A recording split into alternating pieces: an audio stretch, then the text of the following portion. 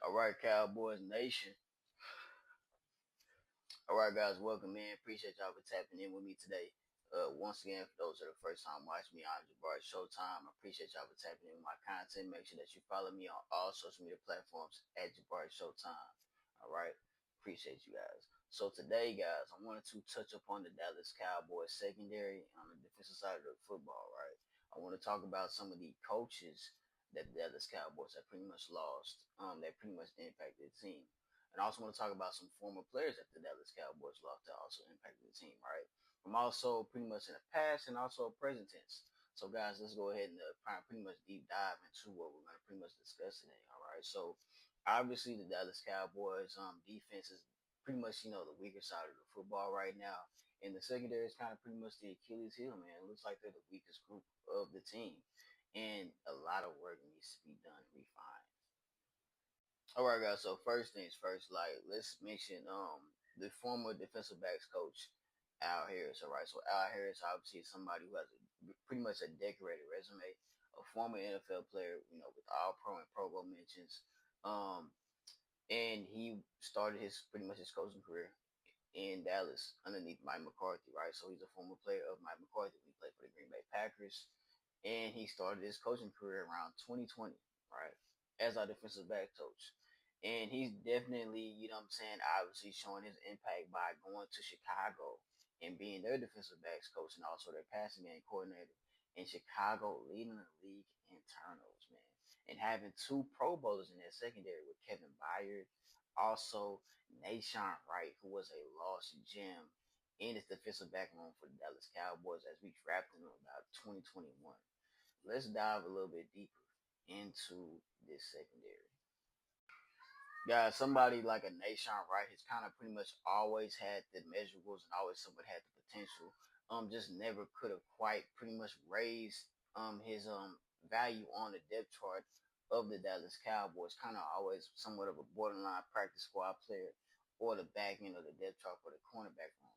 At one time, particular time, our cornerback room was pretty deep, having guys like a Trayvon Diggs, Stephon Gilmore, and Deron Bland, and also Jordan Lewis. Kind of hard to kind of overcome those other good and great DBs. So now Nashawn Wright has definitely had the opportunity this year, and he's definitely showcasing the NFL. And also, this is a byproduct of Al Harris's work. Al Harris has been able to kind of pretty much bring out the best in a lot of players in our secondary. Man, Al Harris has definitely done a pretty much a fine job at what he does, and kind of pretty much relinquishing the best out of his players, maximize potential. All right, guys, and now our former veteran cornerback Jordan Lewis, who we drafted out of Michigan way back in 2017. Obviously, man, he's been definitely, what I'm saying, a cornerstone player for our defense for many, many years. And man, when he signed with the Jacksonville Jaguars, part of me was kind of pretty much sad. I was like, man, I wish Jay Lucas stayed.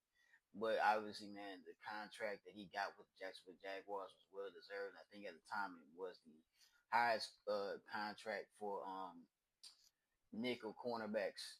And it's, what I'm saying, well deserved, man. Jordan Lewis is definitely somebody who, he's had his ups and his downs in his career, bounced back from major injuries and things like that, man. Definitely went through several coaching regimes from, the Rod Marinelli's, the Coach Chris Richards, the Mike Nolans, the Dan Quinns, the Mike Zimmers, and, a guy like Al Harris, was fortunate to coach a Jordan Lewis, man. And Jordan Lewis is definitely showing the NFL he's good. Also, man, when mentioning somebody like a Jay Luke, man, I think it really speaks volumes because he really is somebody that's really good at a run defense when it comes to cornerbacks, setting the edge and coming down here and also making good tackles and things like that. Press man, which is something we would like for our cornerbacks to do more often. And right here we have Israel Mukuamu, right? Israel Mukuamu was somebody that came out of South Carolina a couple years ago that we drafted. And at times we would show him, showcase him with Dan Quinn. Obviously, he had the good game against the Tampa Bay Buccaneers in that wild card win about 3 years ago, man. And it's just unfortunate we haven't seen enough consistency with him in the lineup or in the rotation. We even seen spurts of him last year playing good underneath Mike Zimmer, man, who I'll talk about in a little bit. And he even makes plays in preseason, and we still did not retain him on our 53-man roster. And I really think, Eddie, man, he really should have stayed. And guys, let's talk about Mike Zimmer briefly, right? So here's why coaching matters. So if you do your homework on Mike Zimmer and go back to the research on some of his former assistant jobs in the '90s, Mike Zimmer was a defensive backs coach, right? And that's kind of pretty much how he got started with the Dallas Cowboys early on in that mid to late '90s era, right? And so this is how he has ties with somebody like a Darren Woodson, right? So Darren Woodson is a former player, played nickel and also safety for the Dallas Cowboys, all-time Dallas Cowboys leader. He's even vouched for Mike Zimmer when he accepted the job last year, defensive coordinator, and you know what I'm saying, definitely was a great player. And Mike Zimmer, I believe, definitely was a very good defensive coordinator slash coach during his time in the NFL, man, from his time as a DC with the Dallas Cowboys to his time with Cincinnati and also Minnesota. I think he did a fantastic job.